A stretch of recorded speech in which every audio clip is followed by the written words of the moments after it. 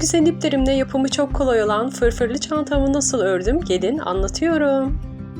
Çantamı örmeye zincir çekerek başladım. Toplam 47 adet zincir çektim. Zincirimi çektikten sonra sık iğnelerimi yapmak için zincirimi elimin üzerinde ters bir şekilde çevirdim. 46. zincirin göbek kısmındaki tek ilmekten batarak bir tane sık iğne yaptım. Tüm zincirlerin göbek kısmındaki tek ilmeklere batarak toplam 46 adet sık iğne yaptım.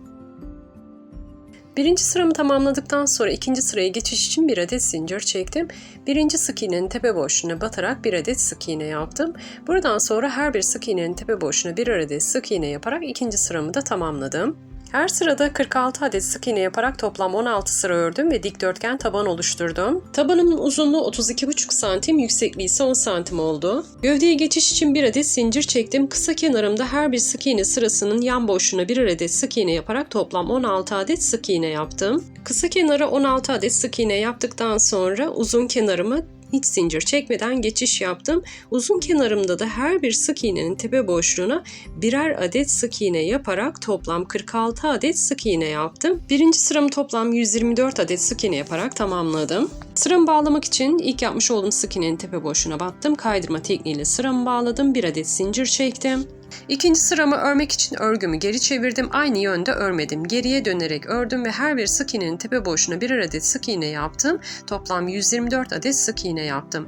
Her sırada toplam 124 adet sık iğne yaparak toplam 26 sıra ördüm gövdemin ilk bölümünde ve sıra sonunda sıramı bağladıktan sonra hep geriye dönerek ördüm. Aynı yönde örmedim. Toplam 26 sıra lacivert rengimle ördükten sonra batik ipimle fırfır yapımına geçtim. Bir zincir çekerek ipimi kilitledim. Başlangıç noktasındaki ilk sık iğnenin her iki ilmeğin arasından dikey bir şekilde battım. Zincirle kilitlediğim ipi aradan tığımla çektim. Sonrasında bir zincir çekip ilk sık iğnenin tepe boşluğuna bir adet sık iğne yaptım. Sonrasında her bir sık iğnenin tepe boşluğuna birer adet sık iğne yaparak sıra sonuna kadar 124 adet sık iğne yaptım. Sık iğnelerimi yapmak için sık iğnenin tepe boşluğundaki iki ilmeğin arasından dikey bir şekilde tığımı geçirdim. Aslında arka ilmeklerden sık iğnelerimi ördüm. Birinci sıramı bağlamak için ilk yapmış olduğum sık iğnenin tepe boşluğuna battım. Kaydırma tekniğiyle sıramı bağladım. Bir zincir çekerek ilk yapmış olduğum sık iğnenin tepe boşluğuna bir adet sık iğne yaptım. Yine aynı noktaya bir adet daha sık iğne yaptım. İkinci sıramda her bir sık iğnenin tepe boşluğuna ikişer adet sık iğne yaparak sıramı tamamladım. Her sıra sonunda kaydırma tekniğiyle sıramı bağladım. Bir zincir çekerek üst sıraya geçtim ve hep aynı yönde ördüm. Geriye dönerek örmedim. Sadece ikinci sıramda arttırma yaptım. Diğer sıralarda hiç arttırma yapmadım. Toplam 7 sıra ördüm fırfır kısmında. Fırfır kısmını tamamladıktan sonra çantamın kafes kısmına geçtim. Batik ipimi bir zincir çekerek kilitledim.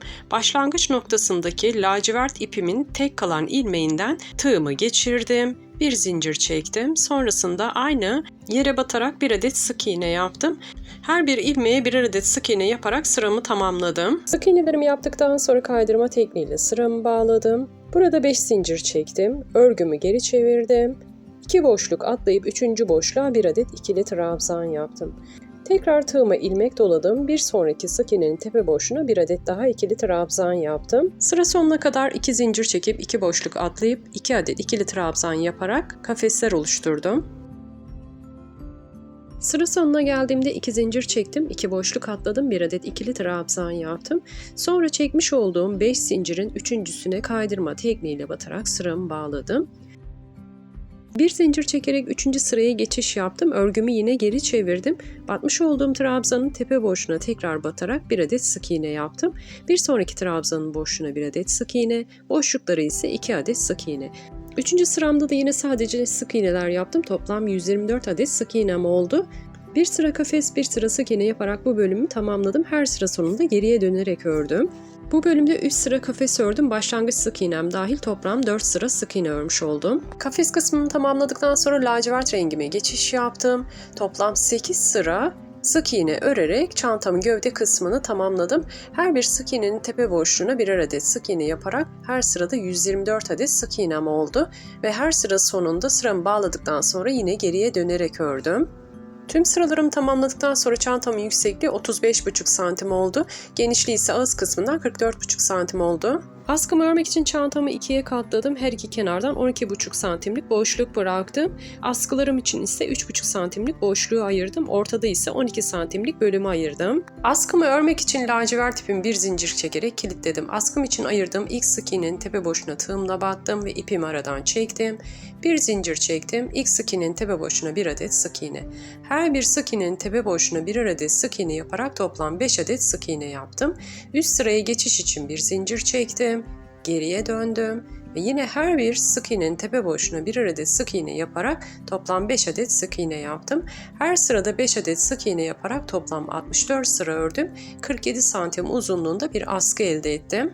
Askımı tamamladıktan sonra diğer işaretlediğim bölüme askımın ucunu dikerek birleştirdim. Böylece çantam kullanıma hazır hale geldi. Ben çok beğendim. Umarım sizler de beğenirsiniz. Yorumlarınızı merakla bekliyorum.